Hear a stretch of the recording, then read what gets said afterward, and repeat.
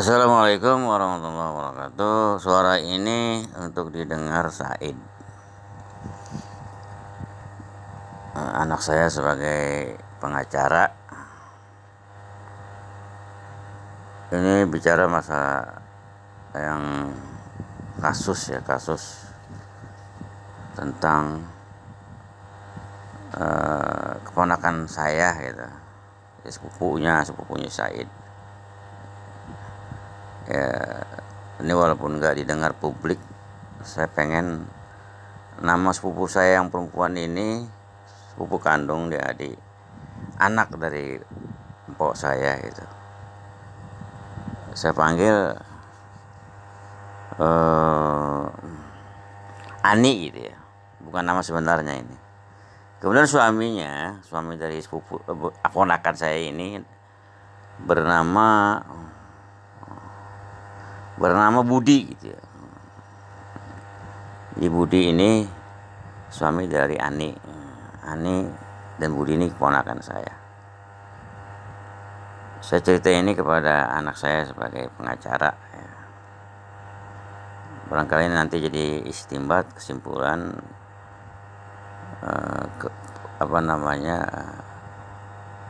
kronologis cerita tentang perjalanan hidup sejarah dari keponakan saya ini, dan saya terlibat di sini gitu. Singkat ceritanya begini gitu ya. Jadi si Budi suami keponakan saya si Ani, menurut saya ya sebagai pamannya ini, beliau ini Budi ini termasuk keluarga pedagang ya, barangkali tajir begitu, tokoh gitu. Ayah beliau itu, si Budi ini meninggal, saya nggak tahu namanya, saya nggak nanya, meninggal sekitar umur 83 gitu ya. Kalau ibunya si Budi masih ada, cuman nggak betah tinggal di Jakarta ini. Udah kembali ke Lampung gitu, kembali ke tanah airnya, nggak betah nih di Jakarta, dia pengen di sana gitu. Jadi udah nggak kembali lagi ke Jakarta, dia di Lampung. Dan saya lihat saya lagi bertamu nih ke rumah ponakan saya tadi menjelang asar itu. Jadi kayak ada ilham, ada perintah gitu, saya harus ketemu mereka untuk mengetahui kabar mereka, kesehatan mereka, bla bla bla bla bla. Ya singkat cerita lagi, kita bertiga ngobrol gitu, Ani dan Budi gitu, dan saya Rahmatullah Ahmad Rasid. Nah itu nama penulisan saya, dunia penulisan saya atau dunia online gitu ya.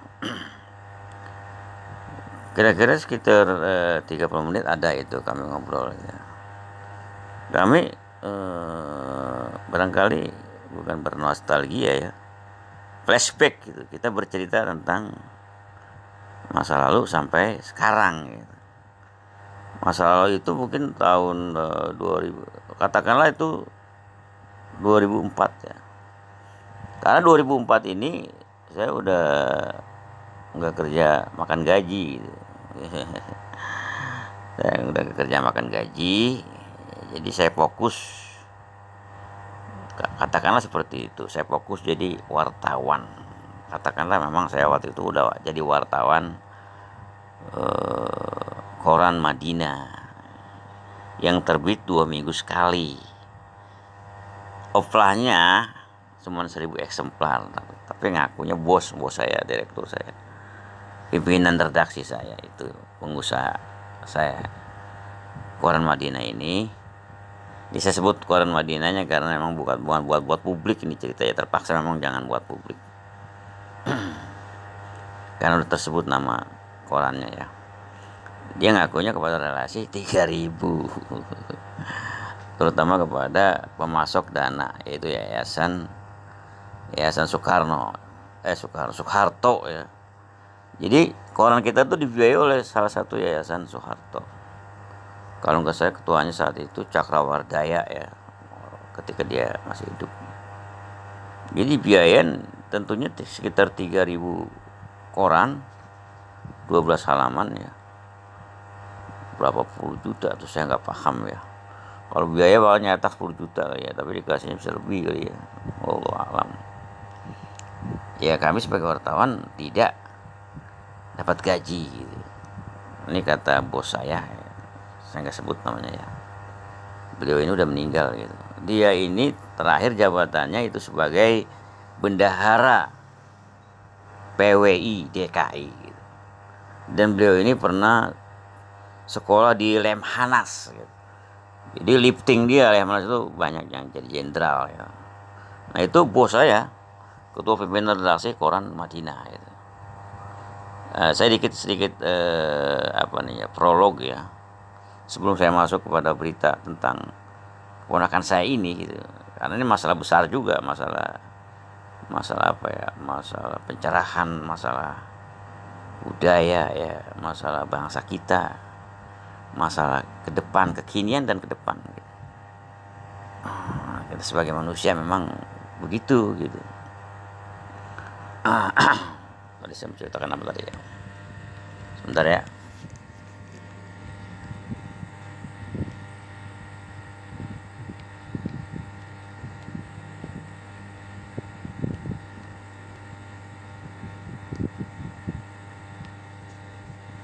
Ya, sebelum saya lanjutkan tentang keponakan saya ini, ya ini memang saya ceritakan khusus buat Said, tapi biar tahu, karena beliau Said ini apakah kita nggak ngerti ke depannya apakah menjadi pengacara, salah satu pengacara keponakan saya si Ani dan Budi atau bagaimana, saya nggak tahu, nggak ngerti ke depannya. Jadi harus tahu juga saya sebagai yang orang yang terlibat pencerita. Tadi kan saya cerita tentang wartawan ya, tentang koran Madinah bla bla bla. Ya karena saya wartawan gitu. Wartawan cetak gitu. Akhirnya sekarang jadi wartawan online. Bukan hanya sebagai YouTuber tapi snacker, TikToker gitu kan. Barangkali juga Twitter, Instagramer, ya. Apalagi Facebooker ya. Terutama YouTuber, blogger gitu kan ya. Kemudian Facebook, sebagai Facebooker saya kan, Facebook saya bisa 4 gitu kan, itu bisa banyak gitu ya. Dan saya udah nggak peduli dengan dapat duit dari Google ya. Karena saya udah mencoba itu gagal. Jadi saya sifatnya perselancaran saya ini memberitakan hal keluarga ya, dan sebagainya, dan nggak fokus kepada supaya dapat iklan ya. Google AdSense bukannya itu lagi gitu, walaupun saya udah lulus persyaratannya gitu tentang banknya ya, untuk pembayarannya dan sebagainya, udah lulus, sudah dapat iklan pernah gitu, tapi nggak tercapai, akhirnya diblokir. Walaupun itemnya udah 9.000 item, 9.000 video, itu tetap diblokir gitu. Ya alhamdulillah juga, takutnya item-item saya ini membahayakan diri saya nanti kalau saya sudah meninggal gitu ya.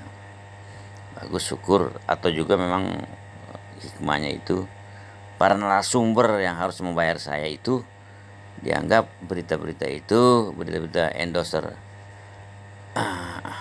itu sudah kadaluarsa, sudah expired, memang harus ditutup. Kalau mau dipasang lagi ya dari awal lagi, mereka harus, kalau bisa ya harus memberikan kontribusinya kepada saya gitu. Jadi nggak apa-apa ditutup walaupun 9.000 item atau video. Ada juga yang 1.700 video tutup juga, diblokir juga gitu. Tapi tetap saya mempunyai akun-akun tadi gitu ya. Bagi yang mudah saya tangani. Kalau yang bertele-tele ya saya tinggal seperti Twitter nih, bertele-tele gitu. Verifikasinya apalah ya, akhirnya saya tunda dulu gitu ya. Tapi kalau Instagram itu tidak terlalu bertele-tele gitu. Buktinya saya nggak dituntut verifikasi, selalu timbul apabila saya menayangkan, dia timbul, dia bisa gitu. Tapi kalau Twitter cerewet gitu, terpaksa nggak tayang dulu saya, di Twitter gitu ya. Facebooker juga termasuk tidak bertele-tele, walaupun bertele-tele dia masih gampang gitu ya, masih bisa gitu ya. Kalau YouTube ya, YouTube ini sering memblokir saya gitu ya. Karena memang dia yang akun yang paling leluasa gitu ya. Jadi kalau kita mengupload itu nggak terbatas ya. Ya untuk saya aja bisa maksimal 1 jam gitu. Kalau orang lain bisa 3 jam satu video gitu ya. Tapi kalau yang lain seperti khususnya Facebook gitu ya, itu cuma 30 detik. Nah, apaan seperti itu gitu ya. Nggak ada apa-apanya itu seperti TikTok gitu. TikTok aja bisa 3 menit. Snack video itu bisa 5 menit 10 menit. Memang YouTube itu ada kelebihannya tadi. Ya ini saya ceritakan ini karena ada kaitannya dengan ponakan saya yang namanya Ani dan Budi ini gitu. Jadi tahun 2004 itu saya mendirikan Bulletin, kira-kira berapa nomor dengan Dowi itu ya. Singkat ceritanya lagi itu banyak narasumber yang saya muat yang sekarang pada maju semuanya. Seperti Haji Sobron, pemilik pesantren Al-Quran Ceger, Jurang Mangut Timur, Pondok Aren, Kota Tangerang Selatan. Itu katakanlah dari nol Pak, sampai sekarang berhasil gitu, mempunyai 3 cabang gitu. Apalagi di Cilengsi ya, yang di pusat Ceger ini hampir 1 hektar. Dulu cuman 200 meter gitu. Santrinya baru pulang pergi gitu ya. Sekarang santri mukim dijumlahin semua itu bisa 1000 gitu kan ya. 800 bisa 1000, termasuk ya TK, PAUD, SD IT-nya, SMP IT-nya, SMA IT-nya. SMP dan SMA IT ini mukim semua itu, nggak ada yang PP. Itu saya ekspos pada tahun 2005 dia itu, atas rekomendasi Haji Ali gitu. Termasuk Budi ini suaminya ponakan saya si Ani, tahun 2004 itu udah masuk di dalam buletin saya gitu. Termasuk Haji Sobron itu masuk buletin itu 2004 2005. Saya masuk jadi wartawan cetak koran mingguan Madinah, waktu itu masih 2 minggu sekali, dari September 2004. Akhir 2004 itu saya masuk jadi wartawan dan nama saya ada di staf redaksi gitu. Staf redaksi ada nama saya gitu. Saya dibikinkan kartu wartawan dari koran saya, bukan dari PWI. Saya nggak ikut kompetensi PWI, Persatuan Wartawan Indonesia. Saya nggak ikut gitu. Tapi saya dilindungi gitu. Ini saya terus begini karena memang saya terlibat nanti dengan ponakan saya nih, si Budi khususnya ya, sebagai bisnismen dia. Saya wartawan yang selalu mengekspos dia, dan wartawan lain tuh nggak bisa, nggak boleh gitu. Karena kata Budi, kalau ada wartawan apapun, wartawan TV, wartawan radio dari manapun gitu, dari Bandung, dari seluruh Jabodetabek, pada datang sama dia sampai seperti artis. Padahal cuma saya angkat di koran mingguan. Nanti akhirnya koran Madinah jadi koran mingguan gitu, setelah dibiayai oleh Cakrawirdaya, ketua umum salah satu yayasan Pak Harto gitu. Baru mampu seminggu sekali gitu. Saya bisa 11 juta tuh selama saya dari tahun 2004 akhir itu, sekitar 7 tahun itu ya, dari tahun 2005 sampai 2011 ya,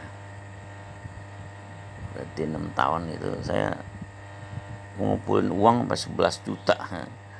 Ada kwitansinya itu, ada yang 25.000, ada yang 400.000, 100.000. Karena saya menjual koran gitu terhadap narasumber saya itu bisa beli koran 25 koran, ada yang berapa tuh 400 koran gitu sekali doang, waktu itu 400 koran, rata-rata 25 koran minimal gitu ya. Itu ada kwitansinya buat setoran. ya sekitar berapa tadi, 11 juta ya, sementara wartawan kan belum tentu begitu, walaupun satu kantor gitu ya. Itu rutin Pak pertama. Kedua meningkat kepada koran tadi, koran Madinah. Nah pada tahun 2009, itu kan tahun 2004-2005 ya, 2004 akhir, 2005 penuh, itu sampai 2009 gitu. Sebelum masuk Facebook dan blog gitu. Itu buletin, setelah buletin dan koran tadi, koran Madinah, ada juga tabloid ya, tabloid Warkabi, dan tabloid lain yang lain lagi. Jadi juga ada juga koran apa tuh, koran Lentera Pos ya. Pokoknya setiap saya jadi freelance suatu koran apapun gitu, sifatnya mingguan atau bulanan gitu, yang terbit sampai 4 kali doang misalnya, atau sekali doang gitu ya, itu selalu saya muat tentang berita bisnis dari si Budi, suaminya si Ani ini gitu. Sedangkan koran cetak tuh ya, itu sampai 2009 koran cetak semua, itu beberapa koran cetak. 2009 masuk ke Facebook dan YouTube.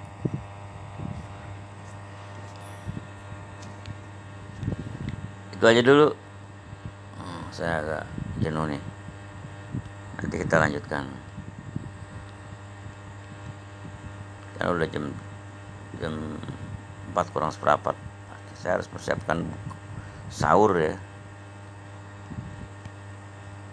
Ini bagian pertama.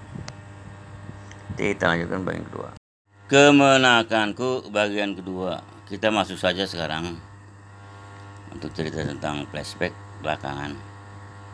Jadi ngobrol sekitar setengah jam itu antara lain ceritanya ngacak nggak apa-apa ya, karena ini makan bukan rekaman ya, bukan rekaman obrolan itu. Ini hanya cerita bapak yang bapak bisa ingat, tapi bapak nggak bisa susun secara kronologisnya cerita ini. Jadi pindah-pindah nggak apa-apa. Ya, antara itulah yang kita bicarain. Kita bertiga, saya, bapak ini, dengan Budi dan Ani. Gitu. Tetap Budi dulu dan Ani, jangan nama sebenarnya, khawatir bapak nanti dipublikasi gitu ya. Namanya bapak ya suka begitu gitu ya, untuk menjaga untuk sekuritasnya ya, bapak usahain dengan nama samaran saja gitu. Budi, bapak dan Ani ngobrol bertiga di ruang tamu gitu ya. Maksud bapak situ kan bapak omongin gitu, sebenarnya saya kemarin ini pengen ngelihat kabar keponakan gitu, sehat dan sebagainya gitu. Ya, maksud bapak sebenarnya bukan hanya itu, walaupun itu memang prinsip juga gitu, salah satu silaturahim antar keluarga antara itu, untuk mengetahui kabar berita masing-masing keponakan dan kesehatannya dan bla bla bla bla. Satu itu, sehingga bapak sampai minjem uang sama tetangga 20.000 buat bensin gitu. Tapi ternyata bensin cuma 10.000, yang 10.000 nanti selamat sampai di rumah lagi gitu. Kan diceritain lompat-lompat ya nggak apa-apa ya ceritanya, bahwa bapak bawa duit 100.000 uang bulat nominal 100.000 dari si Ani atas perintah Budi. Jadi pakai dulu uang Ani, nanti diganti sama Budi, kira-kira begitu ya. 100.000 ini bapak cerita kepada Budi dan Ani, maksudnya minta bantuan untuk memperbaiki pintu dapur yang rusak, engselnya copot karena udah tua gitu ya. Bukan pintunya pak, engselnya yang rusak, pintunya masih bisa lah, walaupun tidak terlalu permanen ya, tidak terlalu kuat ya. Untuk sebagai formalitas atau syarat aja itu harus ada pintu gitu. saat itu. Ya itu dapat duit 100 ya. 100 nanti untuk mengganti tetangga 20.000, kemudian 10.000 ini diamalkan bukan kepada tromol terawih ya, tapi diamalkan kepada teman ya. Jadi kan sisa-sisa 80.000 Bapak udah belikan untuk sahur sekitar 18.000, taruh lempang 20.000 lah, jadi tinggal 60.000. Nah 60.000 ini insya Allah buat beli engsel pintu 2, kemudian untuk gembok pintu belakang, pintu rahasia, gembok dan grendelnya gitu. Saya rasa cukup itu 60.000. Itu misi Bapak menemui ponakan Ani dan Budi gitu. Tapi misi keduanya, tadi kan misi tadi itu untuk melihat kabar berita ponakan, dan misi pintu yang rusak, minta bantuan pintu yang rusak. Yang pentingnya lagi, Bapak ingin mengetahui isi hati mereka tentang kasus mereka, Budi dan Ani ini. Said kan udah tahu ya masalahnya. Si abangnya si Ani ini, abang kandungnya, bukan abang, adek ya, tapi dia sarjana, dia usianya sekitar 35 atau seperti itu kalau tidak salah ya. Itu berinisiatif untuk minta bantuan Said sebagai pengacara. Singkat ceritanya untuk Gonogini, itu khawatir kalau terjadi perceraian antara Ani dan Budi, Gonogininya keleleran gitu. Karena Gonogini ini penting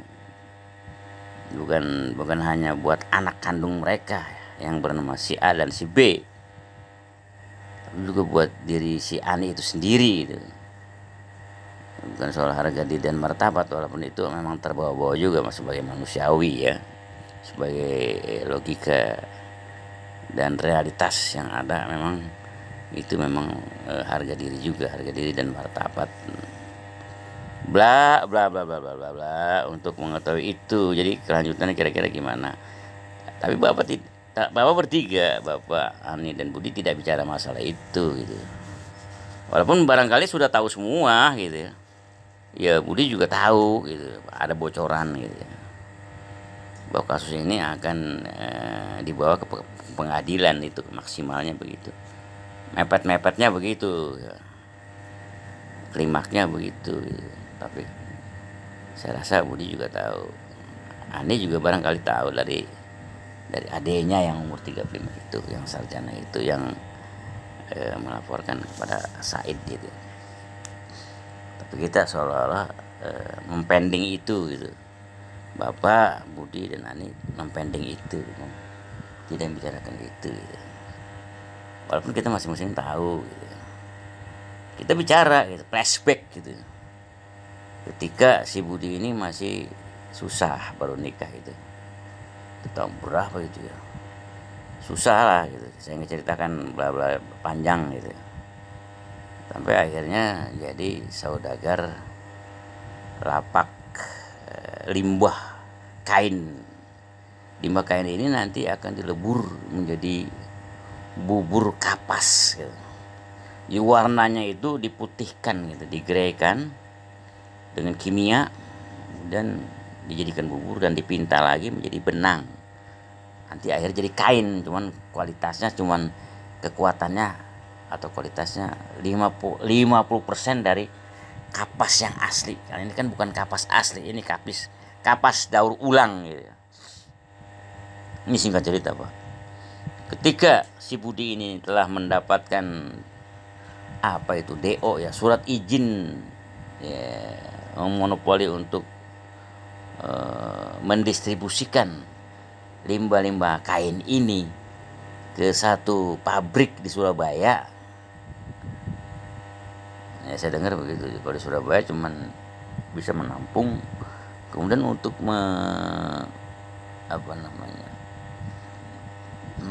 memutihkannya, menghilangkan warnanya itu kan. Kain-kain itu seperti blue jean ya, lepis dan kain-kain katun yang lain, katun khususnya Pak, bukan yang selain katun gitu. Itu dihilangkan dulu warnanya gitu. Warna hitam, pokoknya warna-warni itu dihilangkan menjadi putih atau grey gitu. Itu kalau nggak salah di luar negeri itu, atau melebur jadi bubur kapas pun nanti di luar negeri, termasuk dipintal jadi benang dan jadi kain lagi gitu, jadi belucin lagi, jadi lepis lagi, jadi grey lagi dan sebagainya. Itu dari warna, cuman kualitasnya 5%. Nah dengan bisnis inilah singkat ceritanya maju gitu. Sampai beliau si Budi ini bisa mengkredit 25 hektar sampai lunas, 25 hektar tanah di Lampung gitu. Termasuk tanah yang di Parung 2000 meter di Ceseng juga barangkali, dan juga di Ulu Jami gitu. Lapaknya sendiri sekarang nih milik dia sendiri tuh 500 meter gitu, di Ulu Jami gitu. Ya, dan di situ ada 13 kontrakan. Yang satu kontrakannya itu ada yang 900.000 per bulan, barangkali sekarang udah naik. Ada yang 1.000, bukan 1.000 atau 900.000, ya 900.000, dan ada juga yang 1 juta lebih, barangkali 1.300.000 yang kontrakannya lebih banyak kamarnya gitu, atau yang ada di bawah. Bla bla bla. Kemudian ada yang di Ulu Jami lagi, ada yang tiga kontrakan. Dan juga lapak limbah itu. Walaupun saat ini nih, bulan ini Maret ya, lagi stop mendistribusikan limbah ke Surabaya.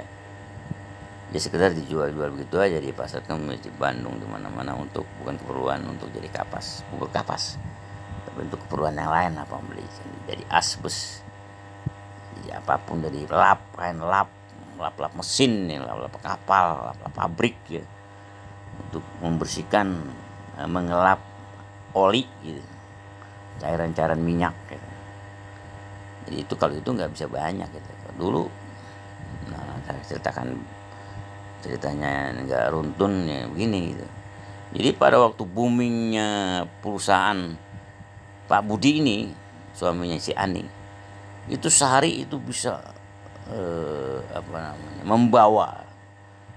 mengantar 6 truk penuh.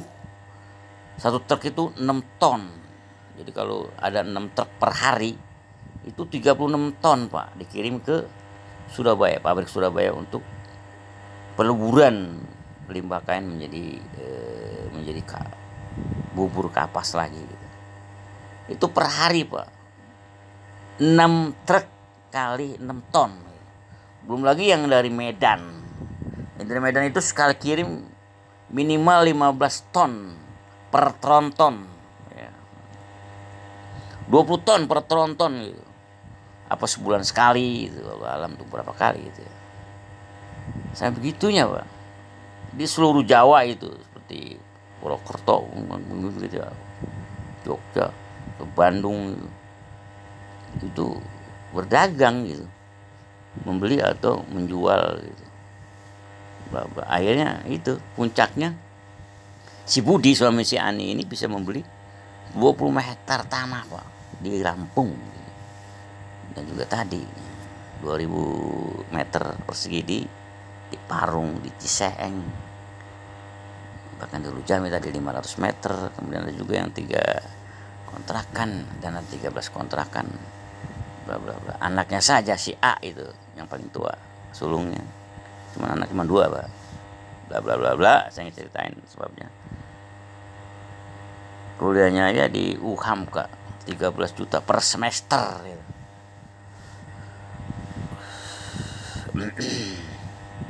Jadi si Budi ini bicara bahwa semua aset itu, walaupun memang masih atas nama dia gitu, tapi surat-surat dokumennya itu semuanya diserahkan kepada anak sulungnya yang bernama si A itu, yang lagi kuliah di UHAMKA.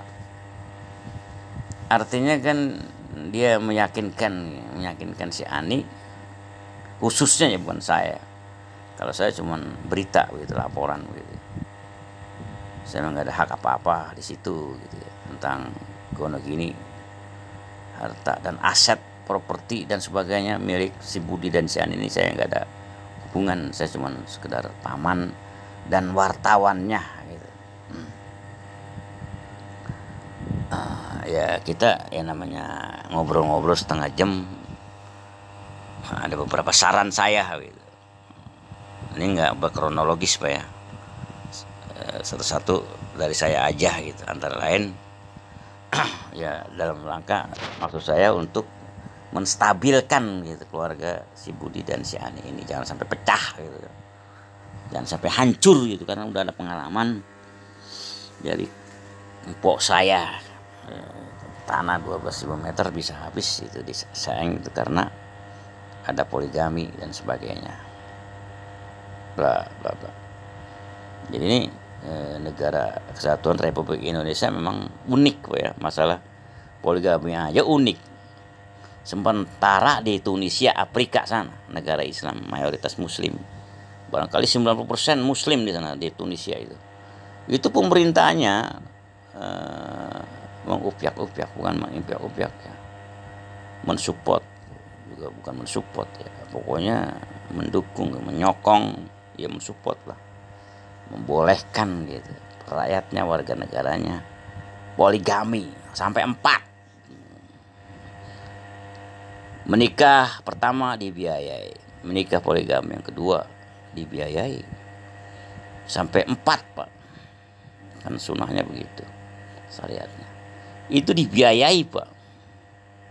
Satu itu. Kedua di Saudi Arabia, saya dengar juga dari seorang teman, rata-rata laki-laki di Saudi Arabia itu beristri 4 dan semuanya dibiayai gitu, sama perintah atau dikasih pekerjaan gitu sehingga mapan gitu. Dan wanitanya itu nggak ada itu yang unloyal, yang balelo, yang mengkhianati, katakan seperti itu. Dominannya seperti itu. Mayoritas istri-istri yang 4 ini, setiap laki-laki di Saudi Arabia itu mempunyai 4 istri, 3 istri dan sebagainya. Itu nggak ada istri yang loncat pagar gitu, tidak loyal, meninggalkan suaminya. Ya barangkali memang sudah dijamin sama negara gitu ya. Saya katakan NKRI ini unik gitu. Baru mau dipoligami dua istri aja gitu. Dimadu oleh satu bini kedua gitu ya. Itu udah goncang. Ya itu unik, karena unik gitu. Karena biasanya gitu ya, yang kita dengar kalau udah menikah yang poligami 2, yang kedua ini morotin gitu sehingga bangkrut. Singkat ceritanya, sehingga orang-orang kalau di poligami itu nggak mau dipoligami sampai risikonya harus pisah dan menuntut harta gonogini itu karena trauma, karena madunya ini morotin gitu, akhirnya bangkrut gitu, sehingga mereka berprinsip untuk tidak poligami gitu, dan alasan yang lain gitu. Itu sangat kontradiktif, sangat paradok dengan yang di Tunisia dan di Saudi Arabia, juga termasuk di Rusia dan sebagainya gitu. Aneh itu, NKRI itu aneh, khususnya di Jawa dan khususnya lagi di Jakarta, Jabodetabek gitu, kok nggak mau dipoligami gitu. Yang membahayakan itu kan kalau salah satu poligami ini, terutama yang nomor 2, 3 dan 4 ini, atau yang 2 memorotin, itu bahayanya gitu kan. Ini membahaya semuanya nantinya kan, karena jahat mungkin dengan ilmu magic dan lain sebagainya gitu. Kita aja dulu, saya ngurusin sahur lagi dah, karena tinggal setengah jam lagi. Kita stop dulu ya yang kedua ini.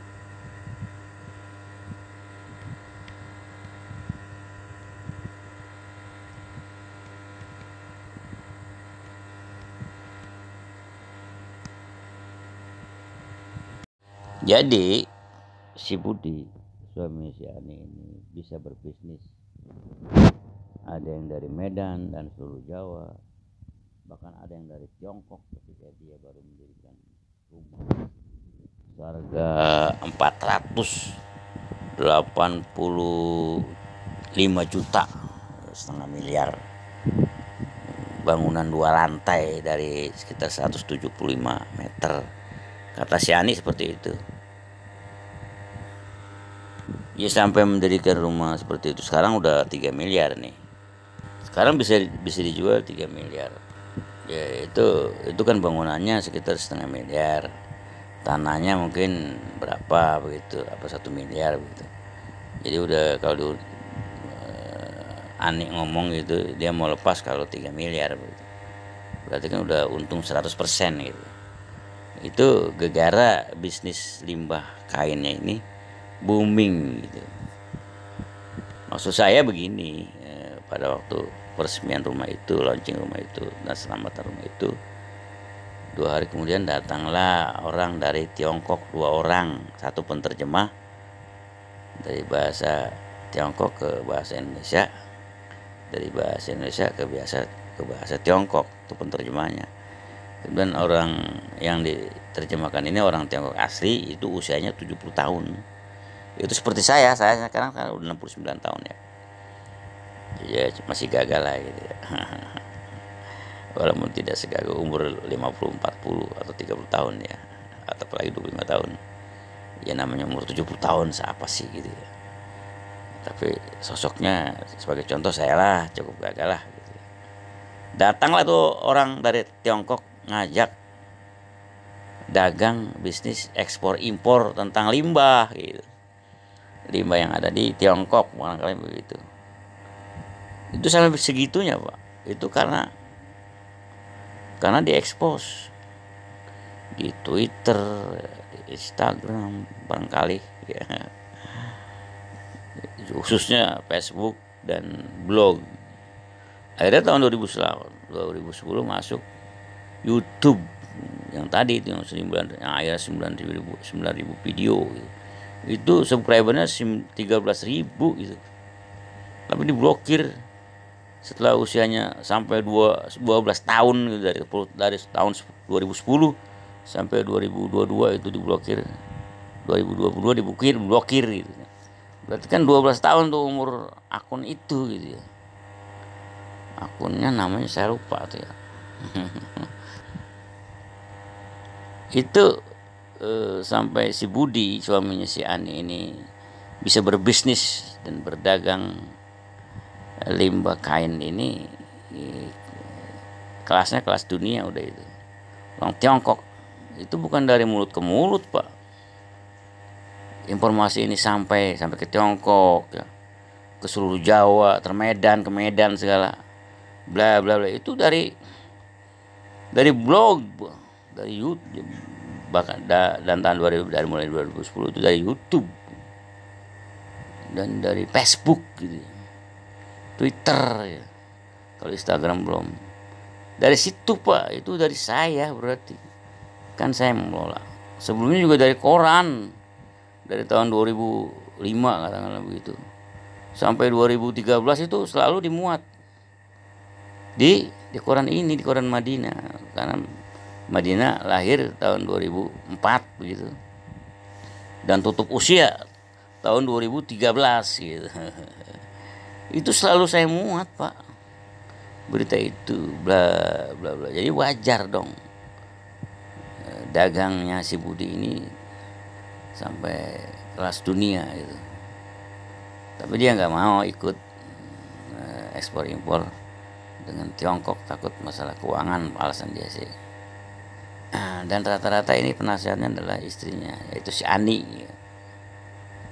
Singkat cerita lagi nih Pak, lompat-lompat ceritanya Pak. Jadi tanah yang ada misalnya yang di 25 hektar di Lampung ini, 1 hektarnya itu mau didirikan sebagai perkebunan palawija, khususnya cabai kalau menurut saya. Ini idenya si Ani gitu. Jadi kalau cabai di pasaran dia lihat harganya sering melonjak, dan saya juga bicara juga setuju cabai Cuman penghalang cabai ini adalah banjir. Ya, itu saya juga dengar dari berita kalau lagi banjir membanjiri kebun cabai, perkebunan cabai ini jadi gagal panen gitu. Jadi bagaimana supaya menghindari banjir? Jadi tanahnya tanah daratan yang jauh dari banjir, harusnya begitu. Satu itu saya setuju. Kalau saya sih saranin pada obrolan setengah jam itu kami bertiga, saya, Ani dan Budi, saya saranin dari 25 hektar ini dibangun perkebunan kurma atau buah naga ya. Ya itu bisa dikembangkan, bisa perkebunan anggur, bisa perkebunan durian montong, lengkeng ya, manggis ya, alpukat, mangga gitu, dengan segala macam mangga. Mangga apa tuh yang paling bagus tuh? Mangga si mana lagi gitu. Itu paling manis itu. Manis madu dia. Mangga madu dia itu. Mangga si mana lagi namanya. Kalau kita bangun perkebunan mangga si mana lagi, itu kita distribusikan seluruh Indonesia. Di pasar-pasar tradisional maupun pasar-pasar modern di seluruh Indonesia itu bisa kirim dan bisa kita ekspor luar negeri kan gitu. Jadi kita pengembangan begitu dari obrolan setengah jam tadi tentunya.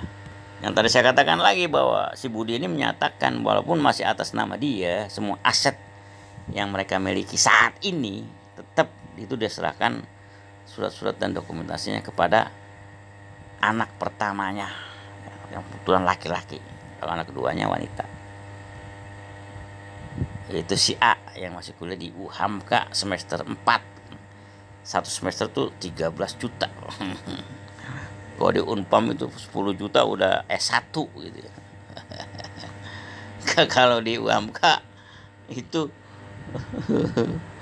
kalau 8 semester berarti 18 semester kali 13 juta gitu. Berapa S1 itu ya. Bisa 10 S1. Orang bisa dibiayai kalau di Unpam itu 10 orang mahasiswa sampai S1 itu 10 orang ukurannya untuk satu orang mahasiswa di UHAMKA untuk S1. Tapi di situ saya beristihad. Jadi si Budi ini, suami si Ani ini memasukkan anaknya kuliah di UHAMKA itu suatu kelas juga, bahwa dia menyatakan dirinya atau dia bisa disebut kelas menengah ke atas gitu. Kelas orang tajir gitu. Perkataan atau statement Pak Budi ini menyatakan bahwa dia juga tidak rela kalau anaknya yang bernama si E dan si B ini, yang bernama si A dan si B ini keleleran atau terlantar gara-gara dia berpoligami. Itu menurut saya gitu. Walaupun dia tidak cerita begitu, bukan karena pengen takut keleleran. Nah, cuman dia menyatakan kepada si Ani, istrinya, meyakinkan supaya jangan khawatir walaupun dia punya istri yang kedua dan sudah punya anak lagi baru gitu dari istri kedua ini. Selain anak tirinya itu 2 orang, berarti anak kandung dia ada lagi dari istri kedua ini 1. Jadi 3 anaknya nih. A, B, dan C gitu kan gitu. Yang baru lahir ini C dari ibu yang kedua gitu. Bahwa Budi ini menyatakan bahwa dia tetap atau senajan juga tergantung Irawan untuk memberikan kepada si A dan si B gitu. Dan menurut saya untuk meyakinkan Ani supaya jangan ribut, jangan perang gitu terhadap istri kedua dan terhadap Budi, bahwa aman, seluruh aset itu tetap dikuasakan kepada si A, anak si Ani dan Budi ini gitu. Tidak diserahkan kepada si C yang lain ibu gitu ya. Iya, itu aja dulu saya akan fokus kepada sahur lagi nih, tinggal 15 menit. Menurut saya prediksi ke depan, ini prediksi Pak, estimasi, perkiraan, dugaan, atau planning program yang perlu dikerjakan, angan-angan yang perlu direalisasikan dalam bentuk konkret demi kepositifan, kemajuan yang bermanfaat bagi sesama, khususnya bagi keluarga besar, keluarga Budi dan Ani. Antara lain ya memang nanti akhirnya harta Gonogini ini bukan hanya diserahkan kepada anak sulung mereka yang bernama si A, bahkan anak keduanya yang bernama si B dari ibunya yang bernama Ani. Tapi juga Gonogini ini, warisan ini akan diberikan juga secara ilmu faraid, ilmu waris dalam agama Islam itu kepada anak ketiga dari istri kedua. Jadi sementara ini memang baru 3, insya Allah kalau mereka hidup semua sampai tua tui begitu, mereka nantinya akan memimpin, bukan menguasai ya, memimpin seluruh aset yang pernah diperjuangkan oleh Budi dan Ani, suami istri. Bahkan juga istri yang kedua berjuang bersama-sama untuk memajukan usaha-usaha mereka seperti ekspor impor dari 25 hektar tanah yang di Lampung itu ya, yang di lembah, yang di pegunungan, bahkan yang di pantai begitu. Bahkan bukan hanya 25 hektar, nanti akan dibeli lagi 5 hektar lagi sehingga menjadi 30 hektar. Bisa menjadi 35 hektar, 40 hektar dan seterusnya, karena rezeki kadang-kadang diberikan oleh Allah Subhanahu wa taala kepada kita itu tidak terbatas gitu. Nah, cuman pengelolaannya kita mampu nggak mengelola secara efektif gitu. Nah, saya rasa ekspor impor atau secara distribusi secara nasional dari Sabang sampai Merauke hasil bumi dari 40 hektar tadi efektif tidak gitu, baik secara nasional maupun secara internasional. Didistribusikan di secara nasional seluruh Indonesia maupun diekspor secara internasional di negara-negara yang bisa menerima impor kita begitu. Saudara-saudara sekalian yang berbahagia, itu prediksi ke depannya. Jadi dari 20 hektar yang modal pertama ini itu bisa dibangun perkebunan cabai, khusus cabai. Dan nanti kan selain cabai juga ada palawija yang lain gitu, seperti jahe, kunyit, lengkuas, ya, apalah gitu, banyak lagi biji-bijian begitu ya. Dan pohon-pohonannya bisa kayu manis, ya, gaharu, cendana, ya kan. Kemudian nanti dari 25 hektar tadi selain cabai juga ada perkebunan 1 hektar khusus, misalnya untuk durian montong, ya, adalah 1 hektar lagi buat alpukat, ya, ada lagi yang buat anggur, ya, buah anggur yang terbagus gitu, bibitnya dicari terbagus. Atau ternak, misalnya ternak sapi potong untuk kebutuhan dalam negeri maupun luar negeri, gitu.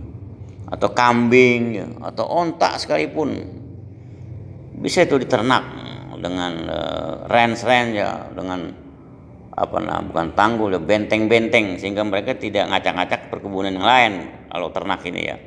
Atau juga perikanan darat ya, perikanan laut, kalau masih punya laut misalnya 1 hektar di laut Tepas gitu, bukan laut Tepas ya, pantai-pantai yang bisa dibeli gitu secara hukum positif kita begitu.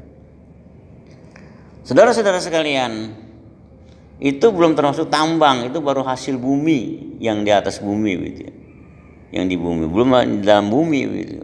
Barangkali dari 25 hektar atau 40 hektar nanti di prediksi itu ada titik-titik tambang-tambang kita, misalnya apakah minyak, BBM, apa emas ya, apa nikel, apa uranium ya, apa timah, apa biji besi, baja ya. apa tambang batu bara, ya kita nggak tahu itu kalau nanti diselidiki di bawah tambangnya begitu. Itu nanti dipergunakan untuk kemakmuran rakyat Indonesia, bukan hanya untuk keluarga aja begitu.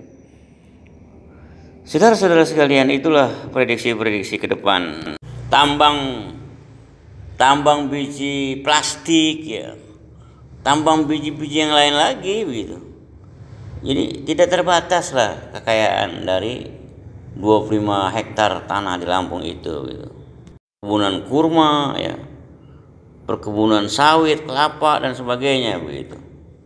Ada perkebunan tebu, gitu. Perkebunan untuk bahan-bahan pokok, bahan jadi untuk gula merah gitu, aren berarti kan ya. Syarat agak khusus nanti itu. Assalamualaikum warahmatullahi wabarakatuh. Suara ini untuk didengar Said, anak saya sebagai pengacara. Ini bicara masalah yang kasus tentang keponakan saya gitu, sepupunya Said.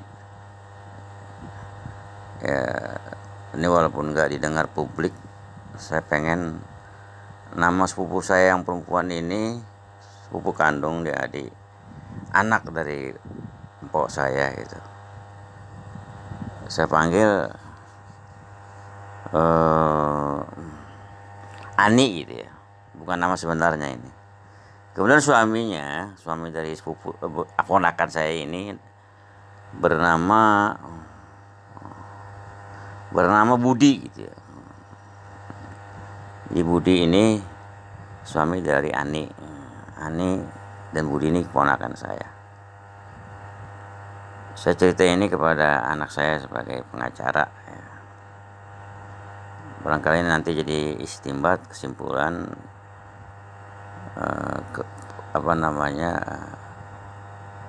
kronologis cerita tentang perjalanan hidup sejarah dari keponakan saya ini, dan saya terlibat di sini gitu. Singkat ceritanya begini gitu ya. Jadi si Budi suami keponakan saya si Ani, menurut saya ya sebagai pamannya ini, beliau ini Budi ini termasuk keluarga pedagang ya. Barangkali tajir begitu, tokoh gitu. Ayah beliau itu, si Budi ini meninggal, saya nggak tahu namanya, saya nggak nanya.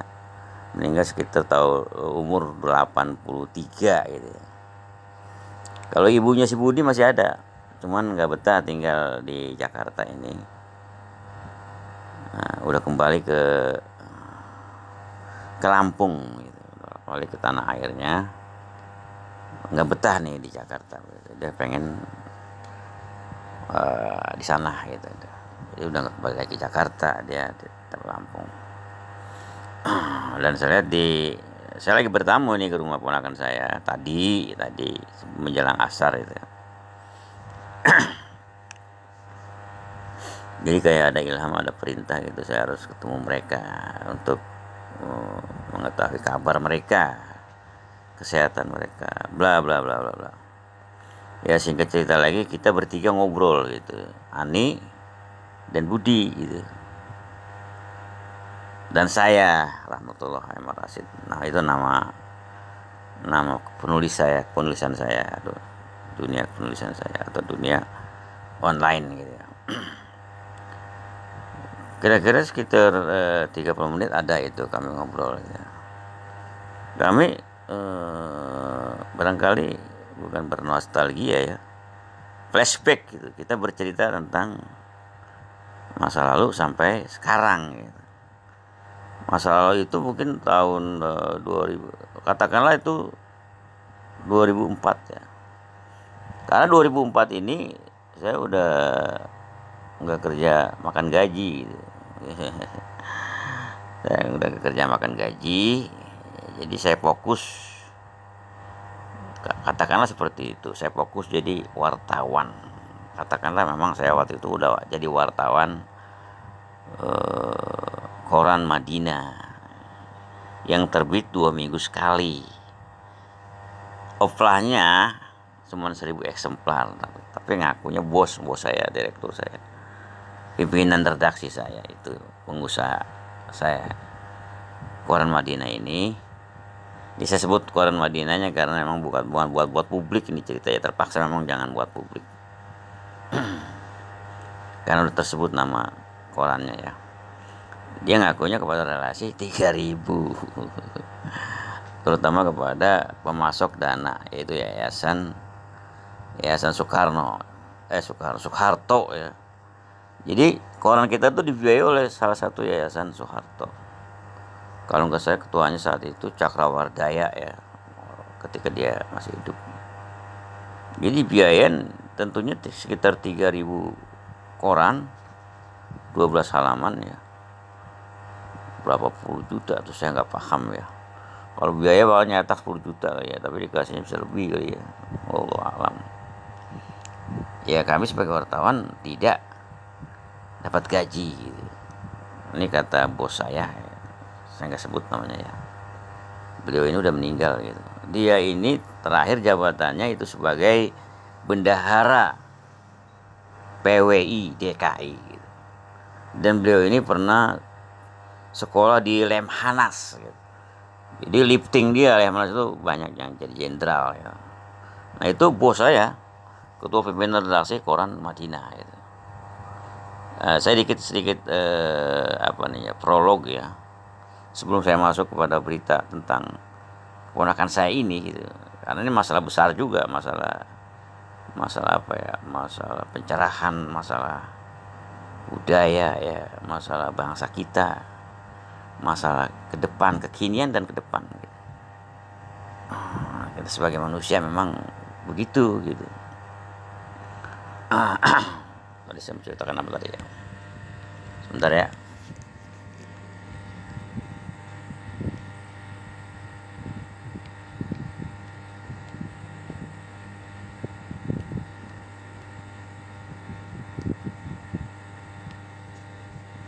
Ya, sebelum saya lanjutkan tentang keponakan saya ini, ya ini memang saya ceritakan khusus buat Said, tapi biar tahu, karena beliau Said ini apakah kita nggak ngerti ke depannya, apakah menjadi pengacara, salah satu pengacara keponakan saya si Ani dan Budi atau bagaimana, saya nggak tahu, nggak ngerti ke depannya. Jadi harus tahu juga saya sebagai yang orang yang terlibat pencerita. Tadi kan saya cerita tentang wartawan ya, tentang koran Madinah bla bla bla. Ya karena saya wartawan gitu, wartawan cetak gitu. Akhirnya sekarang jadi wartawan online, bukan hanya sebagai YouTuber tapi snacker, TikToker gitu kan. Barangkali juga Twitter, Instagramer, ya. Apalagi Facebooker ya. Terutama YouTuber, blogger gitu kan ya. Kemudian Facebook, sebagai Facebooker saya kan, Facebook saya bisa 4 gitu kan, itu bisa banyak gitu ya. Dan saya udah nggak peduli dengan dapat duit dari Google ya, karena saya udah mencoba itu gagal. Jadi saya sifatnya perselancaran saya ini memberitakan hal keluarga ya, dan sebagainya, dan nggak fokus kepada supaya dapat iklan ya. Google AdSense bukannya itu lagi gitu, walaupun saya udah lulus persyaratannya gitu, tentang banknya ya, untuk pembayarannya dan sebagainya udah lulus, sudah dapat iklan pernah gitu, tapi nggak tercapai, akhirnya diblokir. Walaupun itemnya udah 9.000 item, 9.000 video, itu tetap diblokir gitu. Ya alhamdulillah juga, takutnya item-item saya ini membahayakan diri saya nanti kalau saya sudah meninggal gitu ya. Bagus, syukur. Atau juga memang hikmahnya itu para narasumber yang harus membayar saya itu dianggap berita-berita itu berita-berita endorser itu sudah kadaluarsa, sudah expired, memang harus ditutup. Kalau mau dipasang lagi ya dari awal lagi, mereka harus kalau bisa ya harus memberikan kontribusinya kepada saya gitu. Jadi nggak apa-apa ditutup walaupun 9.000 item atau video. Ada juga yang 1.700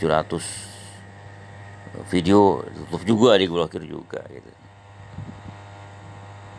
Tapi tetap saya mempunyai akun-akun tadi gitu ya. Bagi yang mudah saya tangani. Kalau yang bertele-tele ya saya tinggal seperti Twitter ini bertele-tele gitu. Verifikasinya apalah ya, akhirnya saya tunda dulu gitu ya. Tapi kalau Instagram itu tidak terlalu bertele-tele gitu. Buktinya saya nggak dituntut verifikasi, selalu timbul apabila saya menayangkan, dia timbul, dia bisa gitu. Tapi kalau Twitter cerewet gitu, terpaksa nggak tayang dulu saya di Twitter gitu ya. Facebooker juga termasuk tidak bertele-tele, walaupun bertele-tele dia masih gampang gitu ya, masih bisa gitu. Kalau YouTube ya, YouTube ini sering memblokir saya gitu ya. Karena memang dia yang akun yang paling leluasa gitu ya. Jadi kalau kita mengupload itu nggak terbatas ya. Ya untuk saya aja bisa maksimal 1 jam gitu. Kalau orang lain bisa 3 jam satu video gitu ya. Tapi kalau yang lain seperti khususnya Facebook gitu ya, itu cuma 30 detik. Nah, apaan seperti itu gitu ya.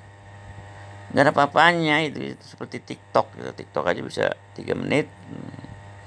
Snack video itu bisa 5 menit 10 menit.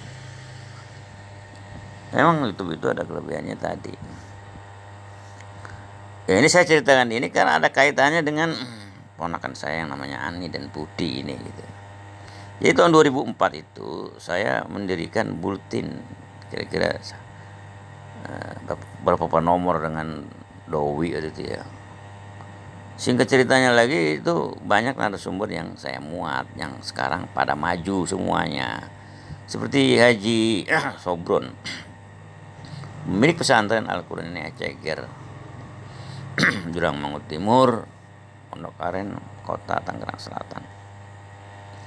Itu katakanlah dari nol Pak, sampai sekarang berhasil gitu, mempunyai 3 cabang gitu. Apalagi di Cilengsi ya, yang di pusat Ceger ini hampir 1 hektar. Dulu cuman 200 meter gitu ya.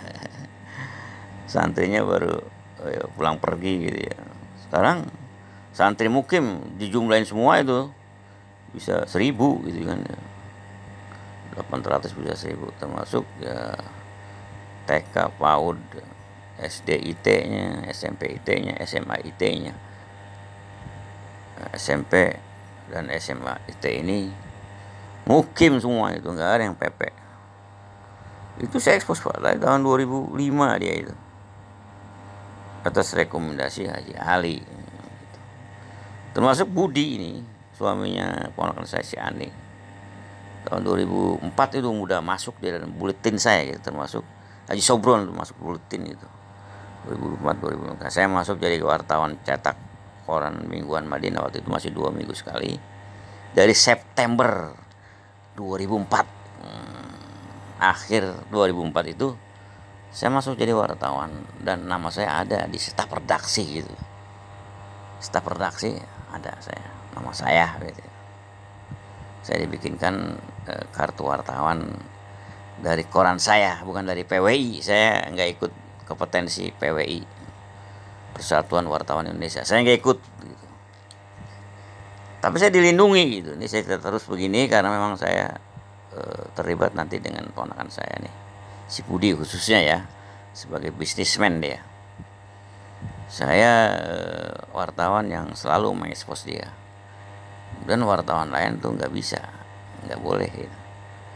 Karena kata Budi, kalau ada wartawan apapun, wartawan TV, wartawan radio, dari manapun gitu, dari Bandung, dari seluruh Jabodetabek, pada datang sama dia sampai seperti artis.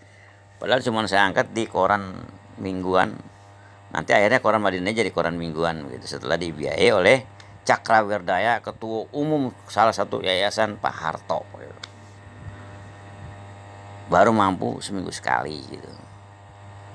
Saya bisa 11 juta tuh selama saya dari tahun 2004 akhir itu, sekitar 10 ya sekitar 7 tahun itu ya, dari tahun 2005 sampai 2000 barangkali 2011 ya,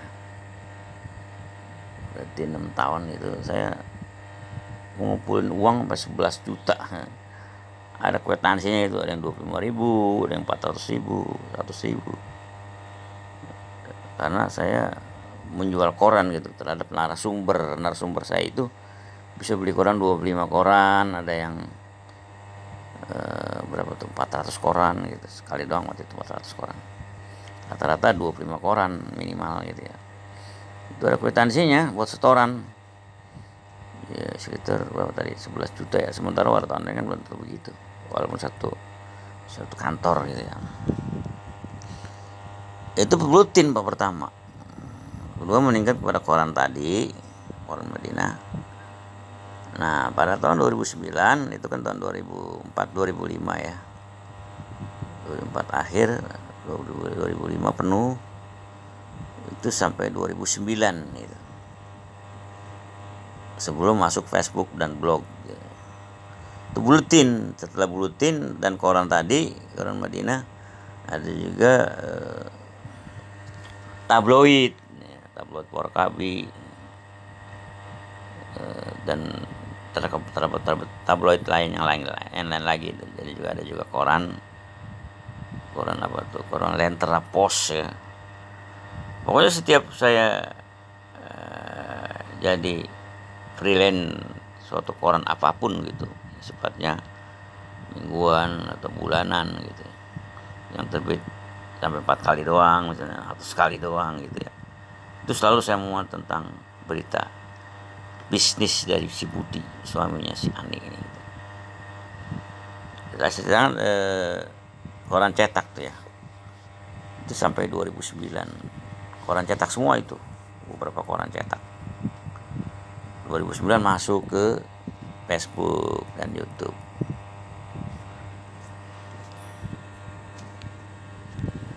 Itu aja dulu. Saya agak jenuh nih. Nanti kita lanjutkan. Karena udah jam 4 kurang seperempat. Saya harus persiapkan sahur ya. Ini bagian pertama. Nanti kita lanjutkan bagian kedua. Kemenakanku bagian kedua. Kita masuk saja sekarang untuk cerita tentang flashback belakangan. Jadi ngobrol sekitar setengah jam itu antara lain ceritanya ngacak nggak apa-apa ya, karena ini makan bukan rekaman ya, bukan rekaman obrolan itu. Ini hanya cerita bapak yang bapak bisa ingat, tapi bapak nggak bisa susun secara kronologisnya cerita ini. Jadi pindah-pindah nggak apa-apa. Ya, antara itulah yang kita bicarain. Kita bertiga, saya, bapak ini, dengan Budi dan Ani. Gitu. Tetap Budi dulu dan Ani, jangan nama sebenarnya, khawatir bapak nanti dipublikasi gitu ya. Namanya bapak ya suka begitu gitu ya, untuk menjaga untuk sekuritasnya ya, bapak usahain dengan nama samaran saja gitu. Budi, bapak dan Ani ngobrol bertiga di ruang tamu gitu ya. Maksud bapak ke situ kan bapak omongin gitu, sebenarnya saya kemarin ini pengen ngelihat kabar keponakan gitu, sehat dan sebagainya gitu. Ya, maksud bapak sebenarnya bukan hanya itu walaupun itu memang prinsip juga gitu, salah satu silaturahim antara keluarga antara itu, untuk mengetahui kabar berita masing-masing keponakan dan kesehatannya dan bla bla bla bla. Satu itu, sehingga bapak sampai minjem uang sama tetangga 20.000 buat bensin gitu. Tapi ternyata bensin cuma 10.000, yang 10.000 nanti selamat sampai di rumah lagi gitu. Kan diceritain lompat-lompat ya nggak apa-apa ya ceritanya, bahwa Bapak bawa duit 100.000 uang bulat nominal 100.000 dari si Ani atas perintah Budi. Jadi pakai dulu uang Ani, nanti diganti sama Budi, kira-kira begitu ya. 100.000 ini Bapak cerita kepada Budi dan Ani, maksudnya minta bantuan untuk memperbaiki pintu dapur yang rusak, engselnya copot karena udah tua gitu ya. Bukan pintunya Pak, engselnya yang rusak, pintunya masih bisa lah, walaupun tidak terlalu permanen ya, tidak terlalu kuat ya. Untuk sebagai formalitas atau syarat aja itu harus ada pintu gitu saat itu. Ya itu dapat duit 100 ya. 100 nanti untuk mengganti tetangga 20.000, kemudian 10.000 ini diamalkan bukan kepada tromol terawih ya, tapi diamalkan kepada teman ya. Jadi kan sisa-sisa 80.000 Bapak udah belikan untuk sahur sekitar 18.000, taruh lempang 20.000 lah, jadi tinggal 60.000. Nah 60.000 ini insya Allah buat beli engsel pintu 2, kemudian untuk gembok pintu belakang, pintu rahasia, gembok dan grendelnya gitu. Saya rasa cukup itu 60.000. Itu misi Bapak menemui ponakan Ani dan Budi gitu. Tapi misi keduanya tadi kan misi tadi itu untuk melihat kabar berita ponakan, dan misi pintu yang rusak minta bantuan pintu yang rusak. Yang pentingnya lagi, Bapak ingin mengetahui isi hati mereka tentang kasus mereka, Budi dan Ani ini. Said kan udah tahu ya masalahnya. Si abangnya si Ani ini, abang kandungnya, bukan abang, adek ya, tapi dia sarjana, dia usianya sekitar 35 atau seperti itu kalau tidak salah ya. Itu berinisiatif untuk minta bantuan Said sebagai pengacara.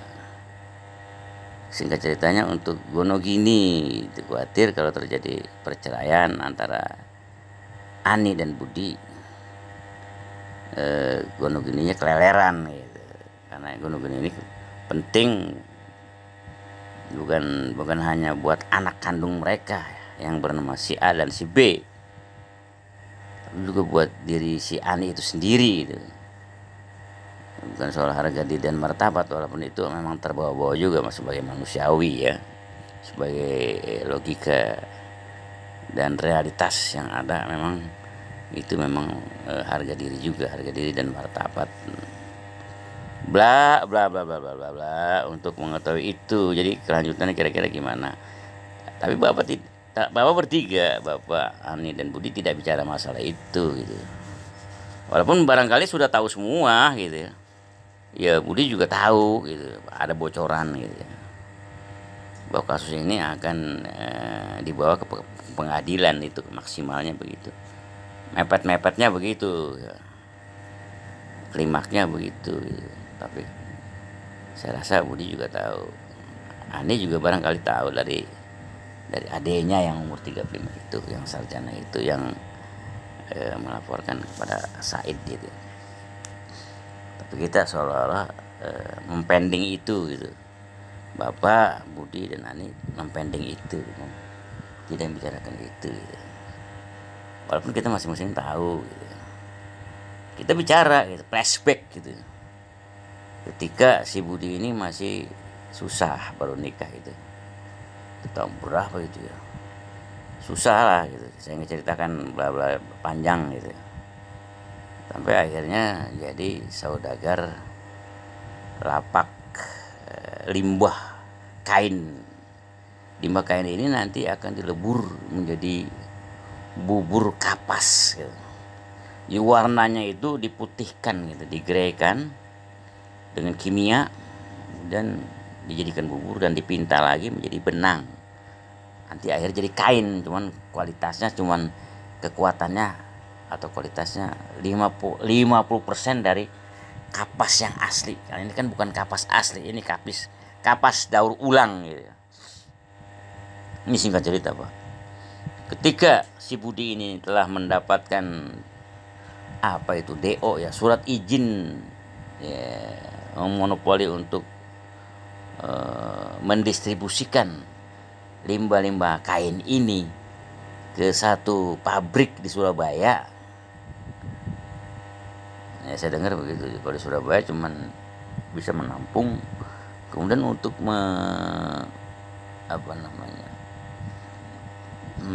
memutihkannya, menghilangkan warnanya itu kan. Kain-kain itu seperti blue jean ya, lepis dan kain-kain katun yang lain, katun khususnya Pak, bukan yang selain katun gitu. Itu dihilangkan dulu warnanya gitu.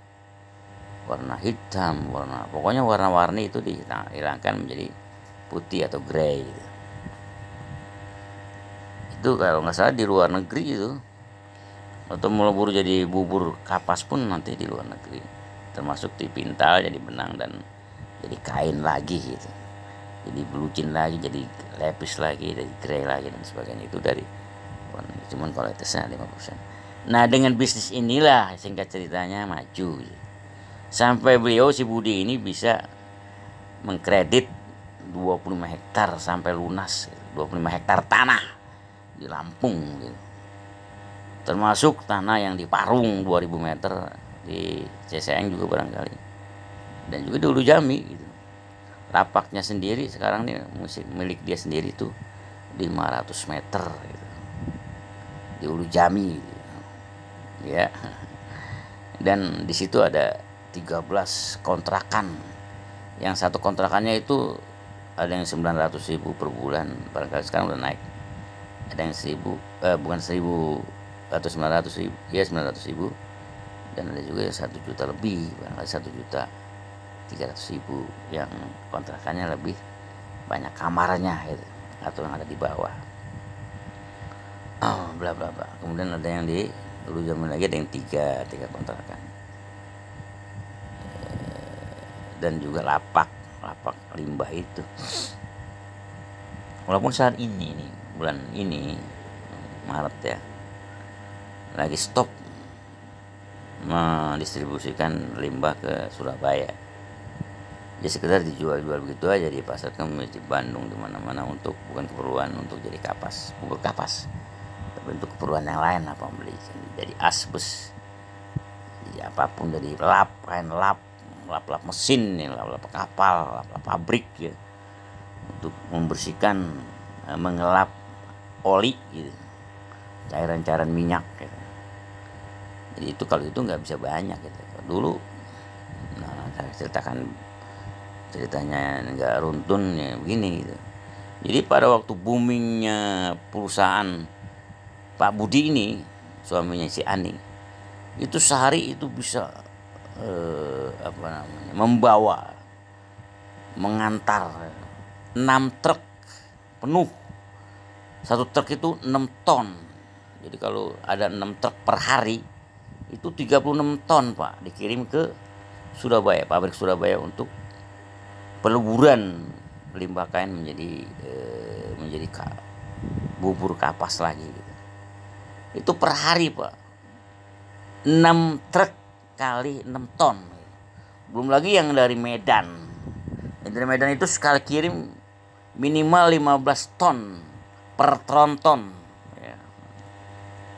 20 ton per tronton gitu. Apa sebulan sekali gitu, alam tuh berapa kali gitu ya. Sampai begitunya Pak. Di seluruh Jawa itu, seperti Purwokerto gitu ya, Jogja, ke Bandung gitu. Itu berdagang gitu, membeli atau menjual gitu. Akhirnya itu puncaknya, si Budi suami si Ani ini bisa membeli 25 hektar tanah Pak di Lampung gitu.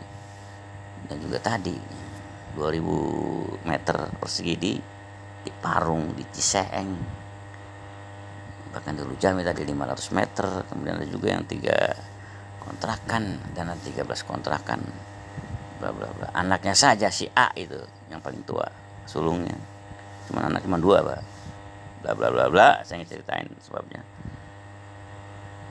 Kuliahnya ya di UHAMKA 13 juta per semester gitu.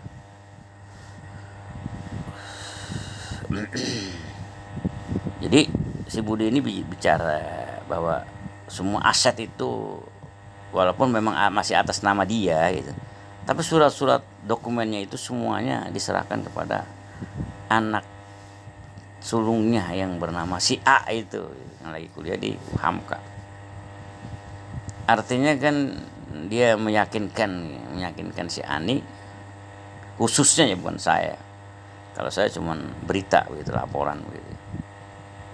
Saya memang nggak ada hak apa-apa di situ gitu ya, tentang Gonogini, harta dan aset, properti dan sebagainya milik si Budi dan si Ani ini saya nggak ada hubungan. Saya cuma sekedar paman dan wartawannya gitu.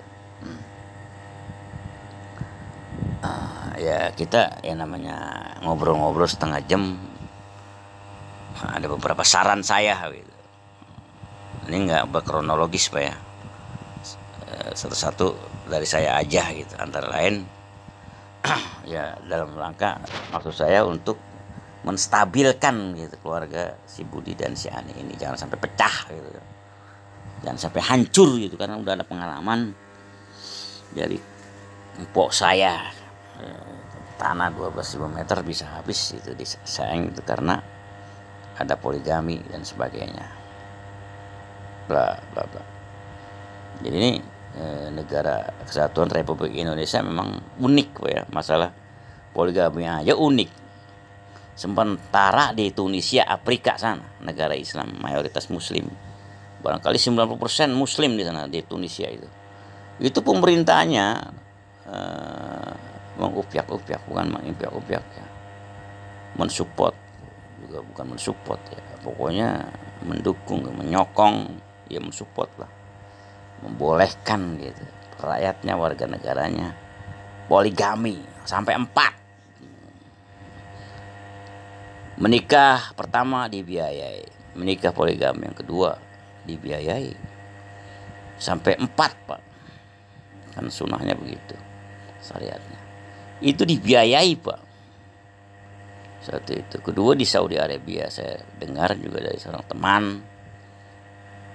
rata-rata laki-laki di Saudi Arabia itu beristri 4 dan semuanya dibiayai gitu, sama perintah atau dikasih pekerjaan gitu sehingga mapan gitu. Dan wanitanya itu nggak ada itu yang unloyal, yang balelo, yang mengkhianati, katakan seperti itu. Dominannya seperti itu. Mayoritas istri-istri yang 4 ini, setiap laki-laki di Saudi Arabia itu mempunyai 4 istri, 3 istri dan sebagainya. Itu nggak ada istri yang loncat pagar gitu, tidak loyal meninggalkan suaminya gitu. Ya barangkali memang sudah dijamin sama negara gitu ya. Saya katakan NKRI ini unik gitu, baru mau dipoligami 2 istri aja gitu, dimadu oleh 1 bini kedua gitu ya.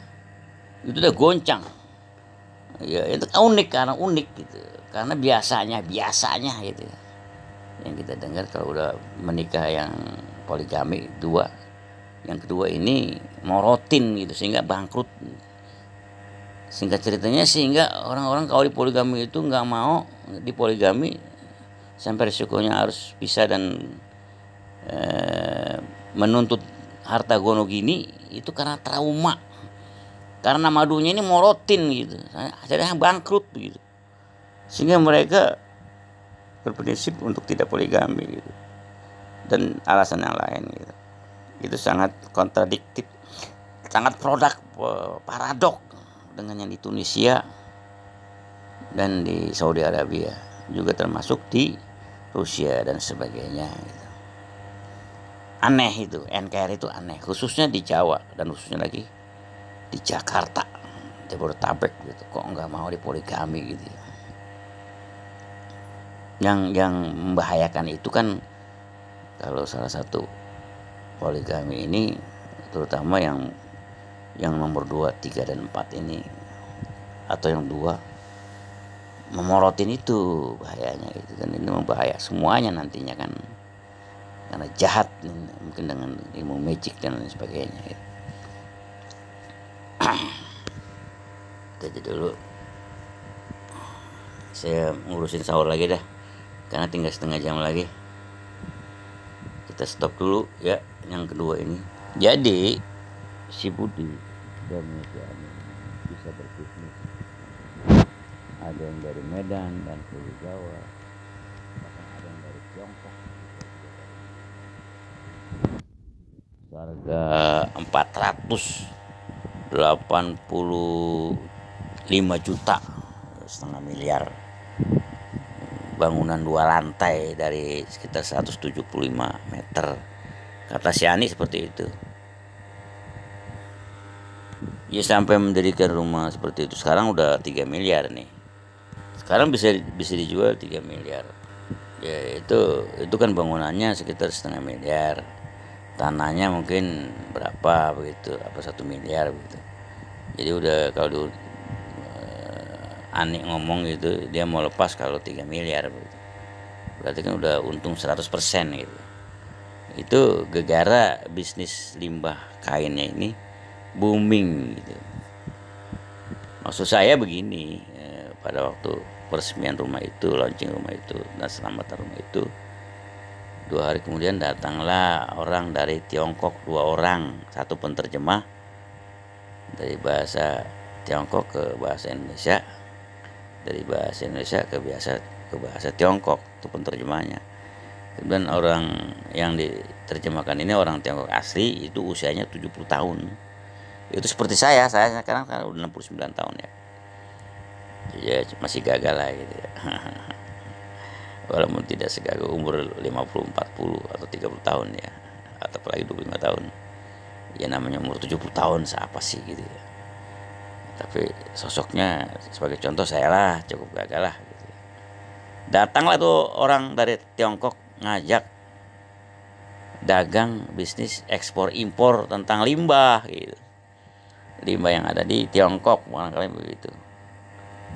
Itu sampai segitunya Pak. Itu karena diekspos di Twitter, di Instagram barangkali ya. Khususnya Facebook dan blog. Akhirnya tahun 2010 masuk YouTube yang tadi itu yang akhirnya 9.000 video gitu. Itu subscribernya 13.000 gitu.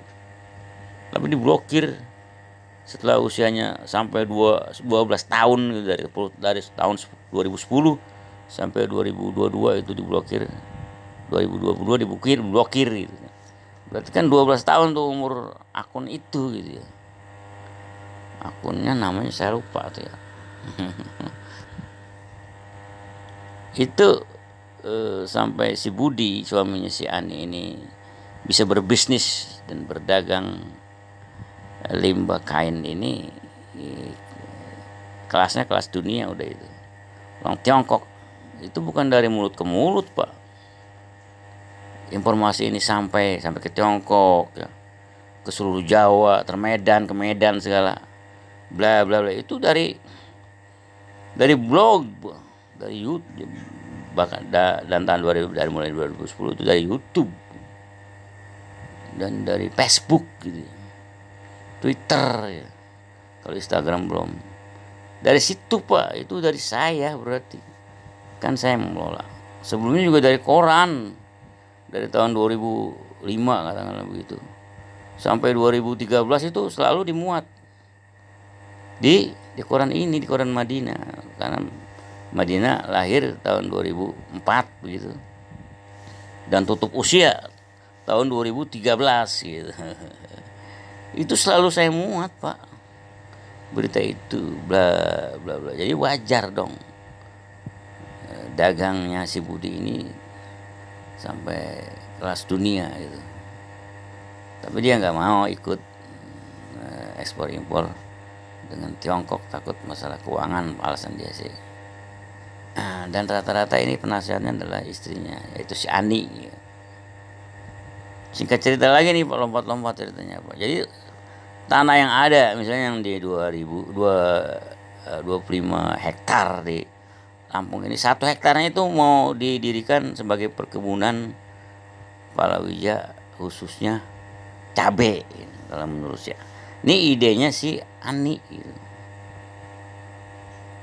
Jadi kalau cabe di pasaran dia lihat harganya sering melonjak, dan saya juga bicara juga setuju cabe, cuman penghalang cabe ini adalah banjir. Ya, itu saya juga dengar dari berita, kalau lagi banjir membanjiri kebun cabe, perkebunan cabe ini jadi gagal panen gitu. Jadi bagaimana supaya menghindari banjir? Jadi tanahnya tanah daratan yang jauh dari banjir, harusnya begitu. Satu itu saya setuju. Kalau saya sih saranin pada obrolan 1,5 jam itu kami bertiga, saya, Ani dan Budi, saya saranin dari 25 hektar ini dibangun perkebunan kurma atau buah naga ya itu bisa dikembangkan, bisa perkebunan anggur, bisa perkebunan durian montong, lengkeng, manggis, alpukat, mangga gitu, dengan segala macam mangga. Mangga apa tuh yang paling bagus tuh? Mangga si mana lagi gitu. Itu paling manis itu. Manis madu dia. Mangga madu dia itu. Mangga si mana lagi namanya. Kalau kita bangun perkebunan mangga si mana lagi, itu kita distribusikan seluruh Indonesia, di pasar-pasar tradisional maupun pasar-pasar modern di seluruh Indonesia. Itu bisa kirim dan bisa kita ekspor luar negeri kan gitu. Jadi kita pengembangan begitu dari obrolan 1,5 jam tadi tentunya. Yang tadi saya katakan lagi bahwa si Budi ini menyatakan walaupun masih atas nama dia, semua aset yang mereka miliki saat ini tetap itu diserahkan surat-surat dan dokumentasinya kepada anak pertamanya yang kebetulan laki-laki, kalau anak keduanya wanita, yaitu si A yang masih kuliah di UHAMKA semester 4. Satu semester tuh 13 juta. Kalau di Unpam itu 10 juta udah S1 gitu ya. Kalau di UHAMKA itu kalau 8 semester berarti 18 semester kali 13 juta gitu. Berapa S1 itu ya? Bisa 10 S1. Orang bisa dibiayai kalau di Unpam itu 10 orang mahasiswa sampai S1 itu 10 orang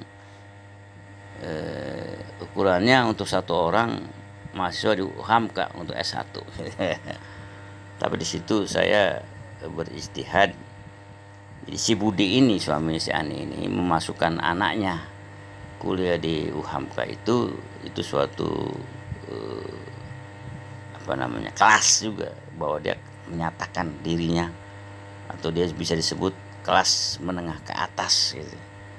Kelas orang tajir gitu. Perkataan atau statement Pak Budi ini menyatakan bahwa dia juga tidak rela kalau anaknya yang bernama si A dan si B ini, yang bernama si A dan si B ini keleleran atau terlantar gara-gara dia berpoligami. Itu menurut saya gitu. Walaupun dia tidak cerita begitu, bukan karena pengen takut keleleran. Nah, cuman dia menyatakan kepada si Ani, istrinya, meyakinkan supaya jangan khawatir walaupun dia punya istri yang kedua dan udah punya anak lagi baru gitu dari istri kedua ini. Selain anak tirinya itu 2 orang, berarti anak kandung dia ada lagi dari istri kedua ini 1. Jadi 3 anaknya nih, A, B, dan C gitu kan gitu. Yang baru lahir ini C dari ibu yang kedua gitu. Bahwa Budi ini menyatakan bahwa dia tetap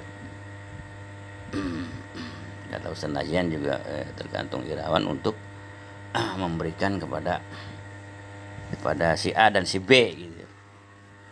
Dan menurut saya untuk meyakinkan Ani supaya jangan ribut, jangan perang gitu terhadap istri kedua dan terhadap Budi, bahwa aman, seluruh aset itu tetap dikuasakan kepada si A, anak si Ani dan Budi ini gitu. Tidak diserahkan kepada si C yang lain ibu gitu ya. Iya, itu aja dulu. Saya akan fokus kepada sahur lagi nih, tinggal 15 menit.